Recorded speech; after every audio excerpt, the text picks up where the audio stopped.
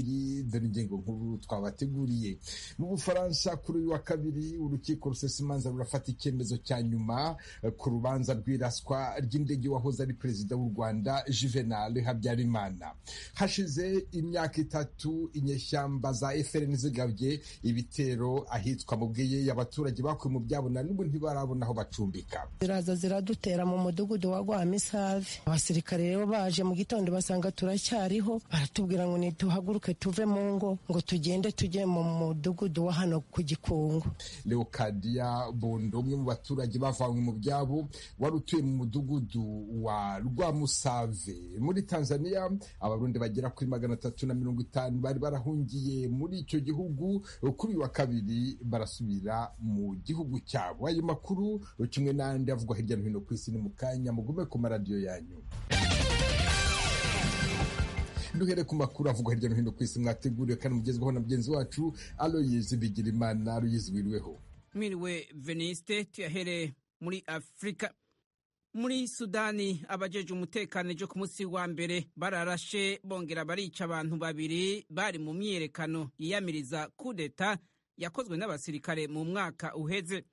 Bongeye gufata abantu batari bake mu baharanira intwaro ya demokarasi nk'uko byavuzwe n'abaganga batabara ahabereye ubwicanyi. Iyi myiyerekano y'urutavana ko muri Sudani yatanguye kuva abasirikare bafata ubutegetsi ku nguvu ku itariki ya 25 z'ukwezi kw'icumi umwaka uheze. Abafuye ejo ku munsi wa mbere bongereje igitigiri c'abamaze kwicwa muri iyo myiyerekano bashitse kuri 81. Ejo ku wa mbere ibihumbi by'abanyagihugu bihereje amabarabara ku mugwa mukuru Khartoum no mu kindi gisagara ca Omdurman.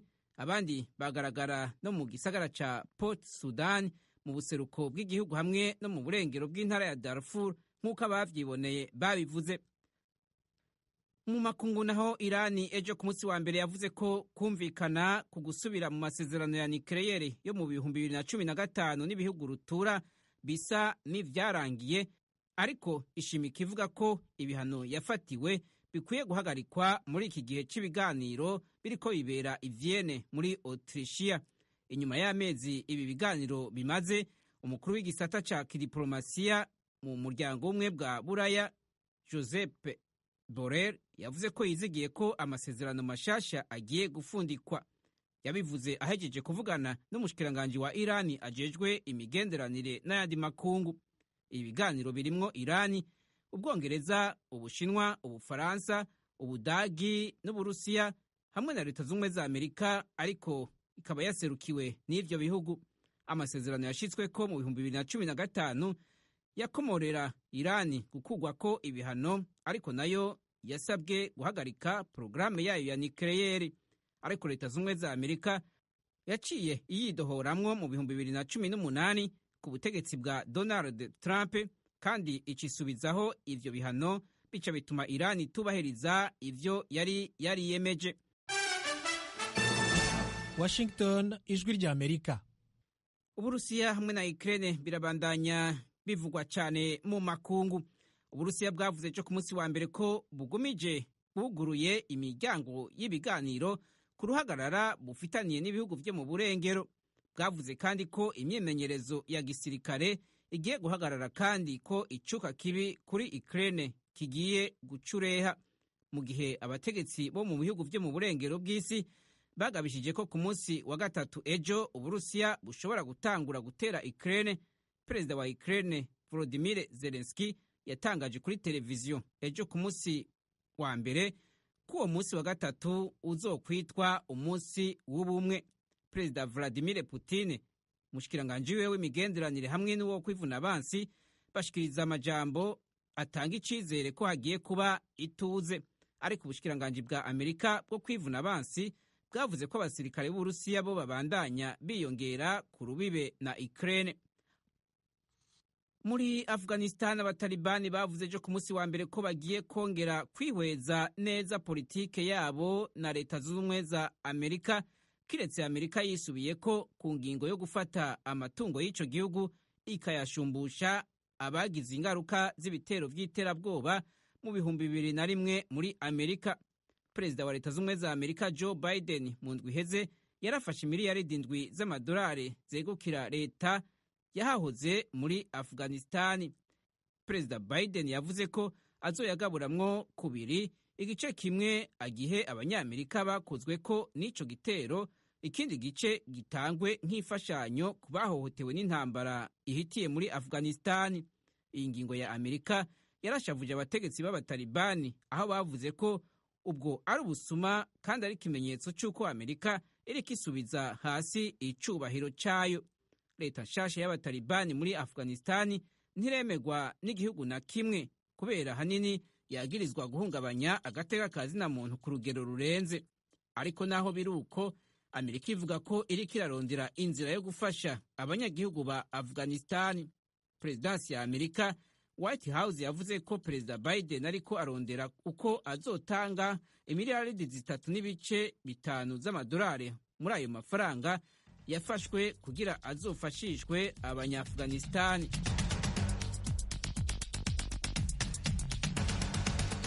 Urakoze Aloyizi Bigirimana. Mukomeje kumva radiyo ijwi ry'Amerika humvikanira kuri FM 104.3 mu Rwanda.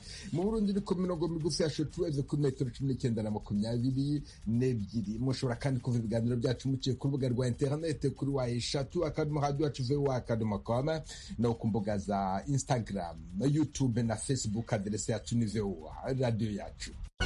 Iwanyu mu ntara.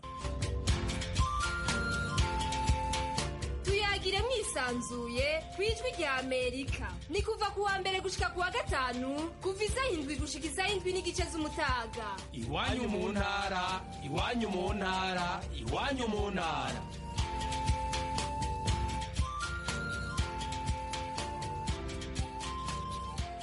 Duhere mu Bufaransa. Kuri uyu wa kabiri urukiko rushesha imanza rurafata icyemezo cya nyuma ku rubanza rw'iraswa ry'indege wahoze ari umukuru w'igihugu cy'u Rwanda Juvenal Habyarimana. Iyo ndege yarashwe ku itariki ya 6 z'ukwezi kwa 1994. Toma Kamirindi. Ku itariki ya 21 y'ukwezi kwa 12 mu bihumbi 2018, abacamanza bakuriye urwego rw'ubugenzacyaha rwo mu Bufaransa, juge d'instruction mu gifaransa, bafashe umwanzuro wo gufunga dosiye bavuga ko badafite ibimenyetso bifatika ku baregwa 9 bo muri FPR Inkotanyi. Basobanuye kandi ko anketi zabo zabangamiwe cyane n'ubuhotozi n'izimira bidasobanutse by'abatangabuhamya no kwivanga mu kazi kabo k'inzego badasobanura. Mu kwezi kwa 7 2020, urugereko rw'ubugenzacyaha rw'urukiko rw'ubujurire rw'i Paris narwo rwemeje icyemezo cyo ku itariki ya 21 y'ukwa 12 2018. Imiryango y'abaguye mu ndege ku itariki ya 6 y'ukwa 4 1994 i Kanombe ya Kigali bajuririye urukiko rusesa imanza, ari narwo rwego rwa nyuma rw'inzego z'ubutabera z'Ubufaransa. Rwasuzumye ikirego cyabo ku itariki ya 18 y'ukwa mbere gushize. Urukiko rusesa imanza rushobora narwo kwemeza ko dosiye ifungwa. Icyo gihe ibya nketi byaba birangiye burundu.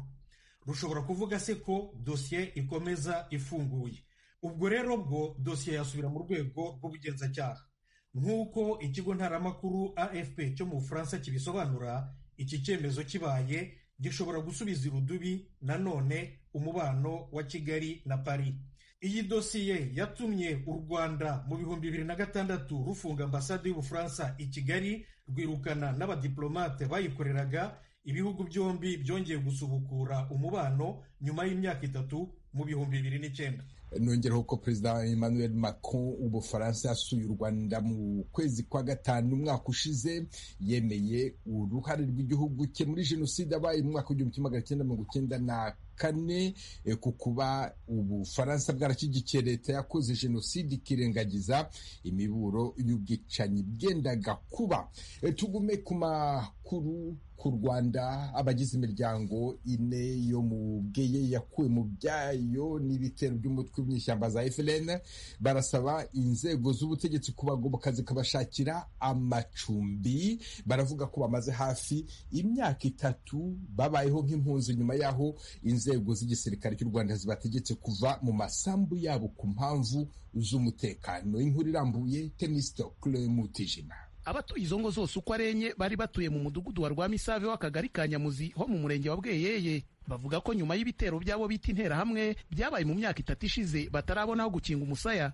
Mukecuru Leo Kadiyabondo na mugenzi wa Nita Nyirarekeraho bari mu bavanywe mu byabo icyo gihe. Interahamwe ziraza ziradutera mu mudugudu wa Rwamisave. Abasirikare rero baje mu gitondo basanga turacyariho, baratubwira ngo nituhaguruke tuve mu ngo ngo tugende tujye mu mudugudu wa hano ku Gikungu. Ariko noneho tuhabura icumbi, tubanza ducumbika hano hino mu mudugudu wa Rwamisave n'ubundi aho twari turi. Ziranga zirahadutera, tuza nyine mu mudugudu wa Gikungu.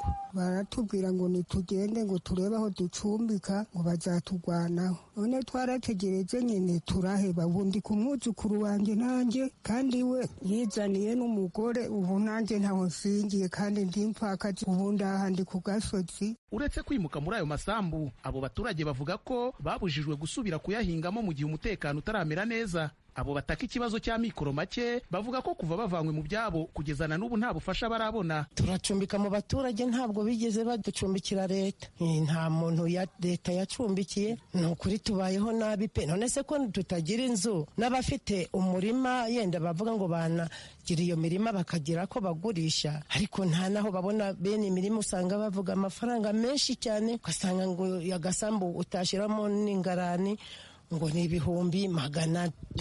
Kugeza ubu icyizere abo bagiteze ku kuba bagurisha ayo masambu bagashaka ko hari ahandi bagura aho gutura, nubwo kuyabonera abakiriya nabyo bitoroshye. Bagasaba inzego z'ubutegetsi kubashakira nibura amabati yo gusakaza, nabo bagashaka uko birwanaho. Yewe nabasaba nk'amabati, nkaba nifitiye akarima, nkaba hari igihe nakagurisha nanjye nkabona akabanza hano, ubundi ndacumbitse, mbona ndi umucumbitse, ubundi mu nzira zibiri. Ariko rero nubwo ndi mu nzira zibiri nzagira ahumva nanjye. Waduha nibura amabati kubera dufite nyine ayo masambu yacu. Genda ufite uko yagira ubushobozi yagurisha, ariko nta n'abahemera kuhagura kubera ko n'ubundi nta n'icyo bahakoresha, nta muntu n'umwe uhaba. Mu gihe aba baturage bemeza ko bavanywe mu byabo n'ikibazo cy'umutekano muke waterwaga n'ibitero by'inyeshyamba, ubutegetsi bw'ibyo burabihakana.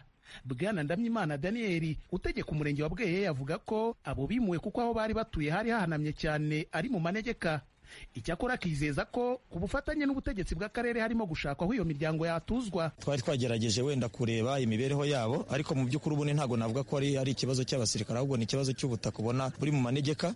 Hamwe n'ubuvugizi twari twakoze ku akarere kari kamaze kubona aho gashobora kuba kabimurira mu mudugudu wa Bunyagiro. Wenda ntekereza ko ikiri gushakishwa ari ingengo y'imari, kuko n'imirima yamaze kuba identifiye, ubutaka bwamaze kuba identifiye. Igisigaye nuko akarere kakomeza gupushinga tukareba ko byibura ubwo butaka twabonye muri Bunyagiro bushobora kuba bwaboneka, abaturage bakababona aho bubakirwa. Nubwo uyu muyobozi w'umurenge atemeranya n'abaturage ku mpamvu zo kuvanwa mu byabo, aho bari batuye muri Rwamisave harimo hakunze kwibasirwa n'ibitero by'inyeshyamba za FLN.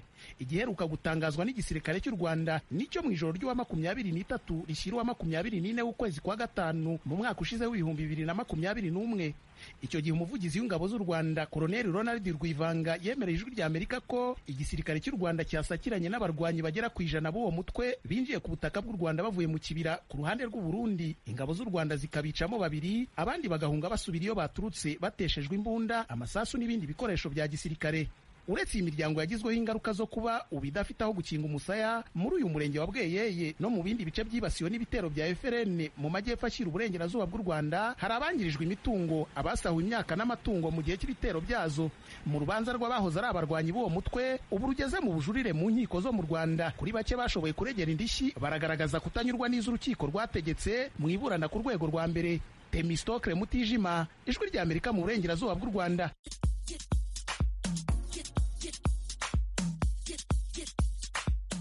Ijwi rya Amerika ku bufatanye na Flash TV yo mu Rwanda izajya bagezaho ikiganiro bungabunga ubuzima.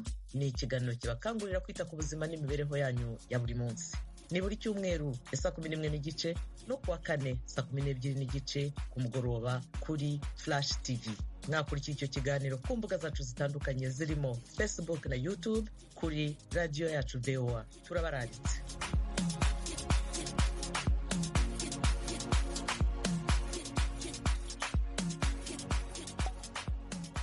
mukomeje kumva radiyo ijwi ry'Amerika ivugira i Washington DC mu Kirundi n'ikinyarwanda. Muri Tanzania abarundi bagera kuri 350 bari barahungiye muri icyo gihugu kuri uyu wa kabiri barasubira mu Burundi. Umubare w'abarundi basaba gutahuka ku bushake uragenda ugabanuka. Baravuga ko babona amakuru ajyanye n'umutekano atabahumuriza. mu nkambi ya Nduta, James Jovin. Mu bitigiri dukura seri uyu munsi wa kabiri hitezwe gutahukanwa imiryango 68 igize abantu 340, ariko abari ku gihangare barindiriye kuzotahukanwa imiryango 8 igize abantu 46 gusa, bose hamwe n'abiyandikishije kuva mu mpera z'umwaka uheze. Mu kahise imodokari zishika 7 zahora zitahukana impunzi zirenga gato 450 burindwi, ariko ubu hasigaye hagenda imodokari imwe gusa, kandi nayo ugasanga ntiyuzuye neza. Benshi mu bari biyandikishije ku bushake bwabo barahinduye umugambi wabo wo gutaha nyuma yaho bumva utunenge twinshi mu gihugu c'amavuko ubijyanye n'umutekano muke ubarizwayo.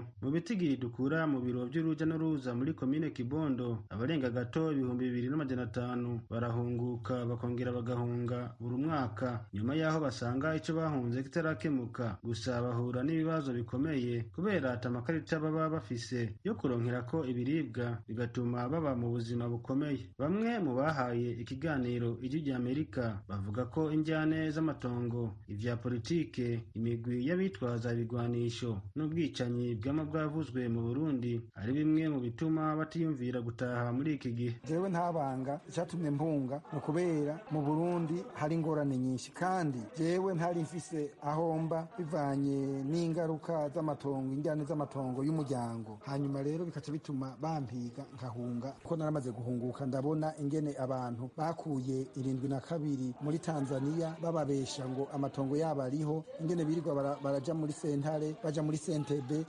baca imanza z'amatongo bidashoboka, abandi bicana, abandi baterana amagrenade ku matongo. Iyi ni inshuro igira 3 mpunga. Natangwe guhunga nkiri muto, ndahunguka 13 byitwa yuko habonetse by'amahoro subira guhunga mpungira mu Rwanda 13 nyene, none 15 ngarutse none ubu nasubiye guhunga. Nsaziye mu gahinga, abana barananiwe no kwiga, barananirwa n'ubuzima, tuguma duhunga ntitwicara. Kenshi umwidogo ni mwinshi ku mpunzi zo mu nkambi za Nduta na Nyarugusu yuko leta ya Tanzania yama yatanze ibihano bikomeye kugira biyumvire gutaha ku bwinshi naho ico bahunze kitarakemuka. Kubw'iyo mpamvu izo mpunzi zisaba ishyirahamwe mpuzamakungu gita ku mpunzi hase cyo kimwe na leta ya Tanzania gukurikiza amategeko agenga impunzi no kubandanya iha ubuhungiro impunzi zose zibona yuko icyo zahunze gisa nk'ikitarakemuka. Ariko icyo dusaba makungu, tugasaba na leta ya Tanzania, tugasaba na hase ko bogerageza bakadufasha abantu batifuza gusubira mu gihugu, kumbure umutima wabo utaratekana kuko babonye byinshi, kuko abantu baguma bahunguka babwiye ngo n'amahoro bakagenda, mugabo budakeye na kabiri bakongera bagahunga, bakagenda bata ibintu mu nzira, basubira bata ibindi mu nzira, baza bararushe, bakaraba abo bantu bamaze kuruha bakabafasha. Tukarindira ivyo Burundi, umunsi Imana yavuze iti amahoro arabonetse canke kira gihugu Imana ikagikosora kikaba neza, bashobora gutaha mu mahoro, atari uko twotaha tumanje gusunikwa. Ivyo si vyiza. Turasabye amakungu yaturabira ivyo bintu. Icyo twosaba UN na leta ya Tanzania nuko yo twiyumvira ko nk'impunzi, kuko natwe turi impunzi, barazi ubuzima bw'impunzi ngene bumeze. Mu bitigiri vya nyuma biheruka gutangwa n'ishirahamwe mpuzamakungu gita ku mpunzi hase itariki 31 y'ukwezi guheze, impunzi z'abarundi zisigaye mu nkambi ya Nduta ni 77,160. Nyarugusu hasigayeyo 49,968. Ikambi ya Mutenderi yo yarugaye burundu nyuma yaho abarenga 19,000 bari basigayemwo bimuriwe mu nkambi ya Nduta. Kuva mu nkambi ya Nduta iri mu gihugu ca Tanzania, James Jovini kubw'ijwi ry'Amerika.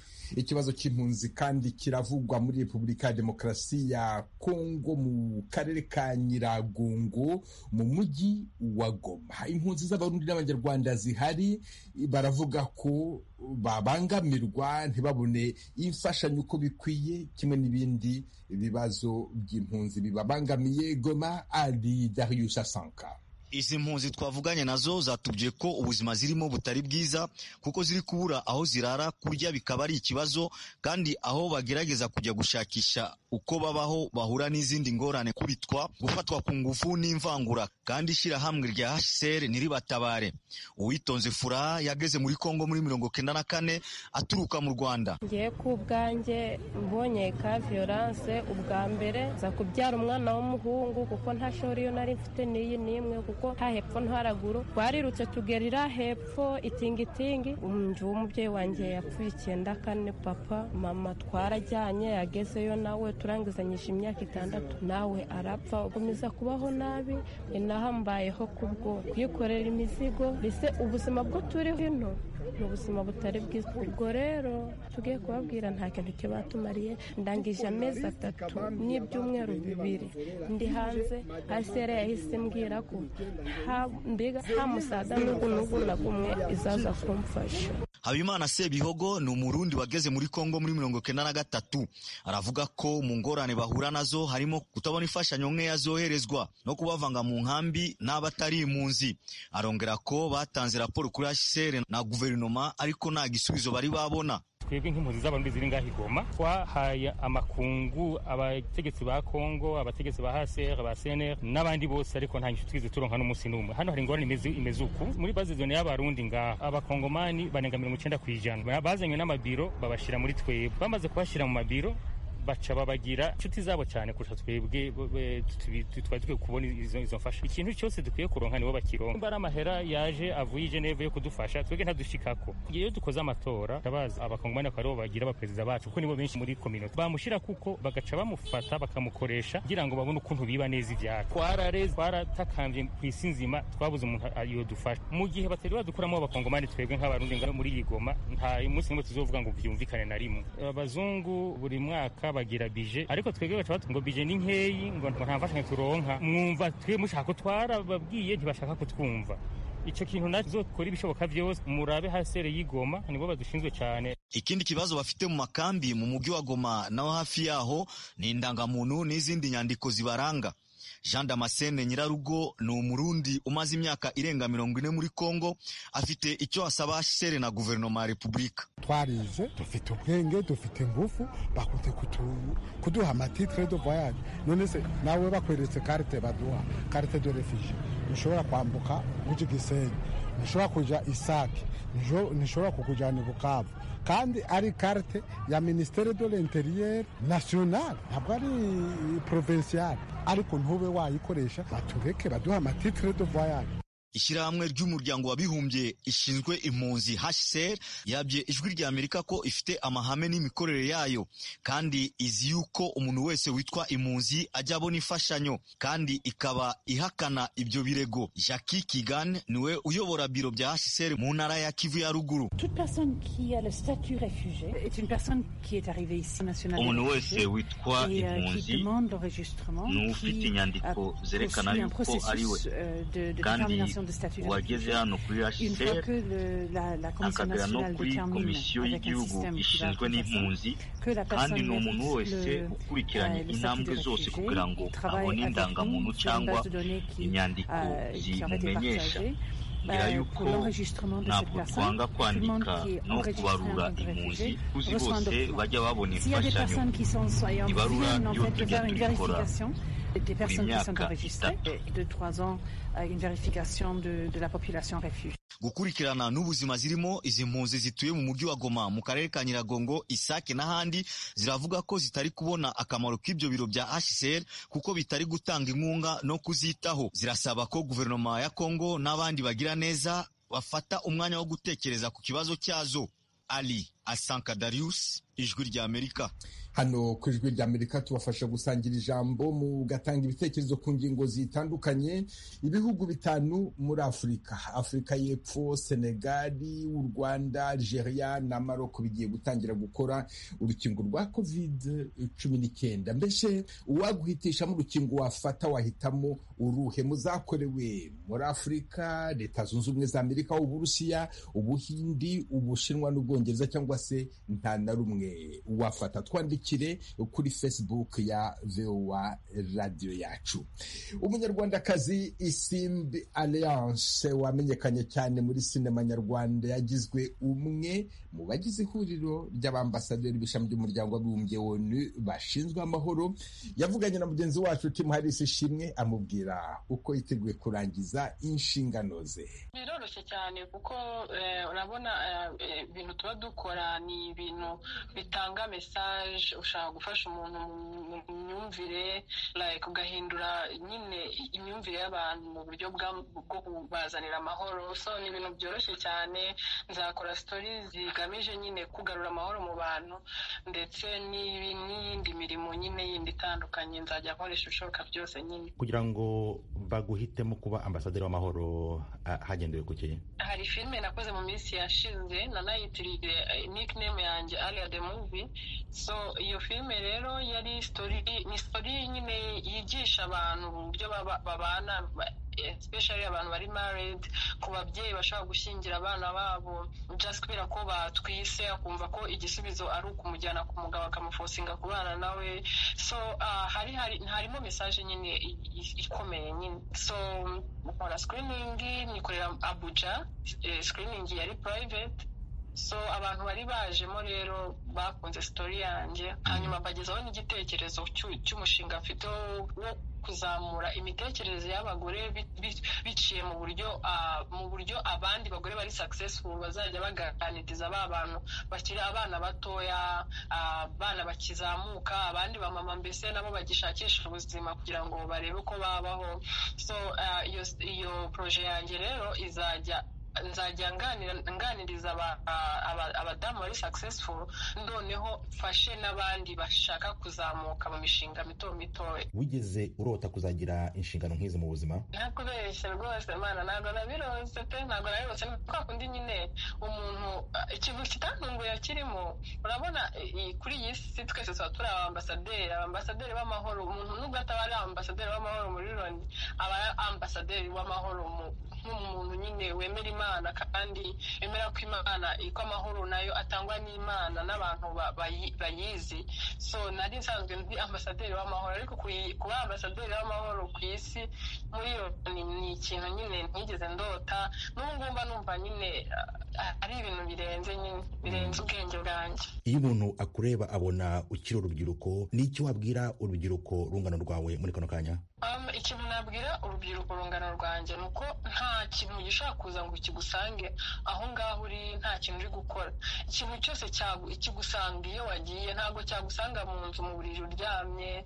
Ntabwo nyine ugira ikintu ukora kugira ngo ugere ku kindi. Ni iki uzashyira imbere muri kano kazi ku buryo umuntu wari usanzwe akuzi muri sinema nyarwanda azavuga ngo Alia Cool ni ambasaderi w'amahoro? Ikintu nzashyira imbere kandi natangiye no kugikoraho ni kuzamura imibanire myiza mu ngo, no kuzamura icyizere ku bana b'abakobwa bashaka kuba bahura n'ibibazo byo gutwita abakiri batoya.